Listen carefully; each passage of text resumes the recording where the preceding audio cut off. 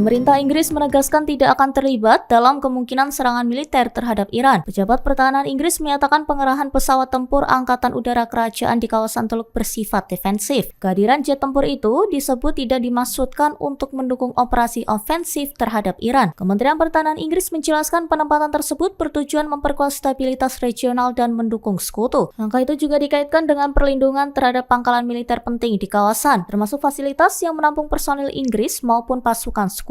Pendekatan defensif ini disebut sejalan dengan interpretasi hukum internasional yang dianut London. Pemerintah Inggris pada prinsipnya menolak keterlibatan dalam serangan militer pertama terhadap negara lain tanpa mandat jelas. Fokus utama Inggris disebut pada upaya pencegahan eskalasi konflik. Selain itu, langkah tersebut dinilai memperkuat hubungan pertahanan jangka panjang Inggris dengan negara-negara Teluk. Qatar disebut menjadi salah satu mitra strategis dalam kerjasama keamanan tersebut. Di sisi lain, Perdana Menteri Inggris Keir Starmer menolak berspekulasi mengenai kemungkinan aksi militer AS terhadap Iran pada 29 Januari. Sikap itu disampaikan saat meningkatnya ketegangan kawasan menjadi perhatian internasional. Starmer menegaskan fokus utama Inggris adalah mencegah Iran memperoleh senjata nuklir. London disebut ingin menjaga stabilitas regional sekaligus mendukung perlindungan sekutu tanpa terlibat langsung dalam tindakan militer ofensif.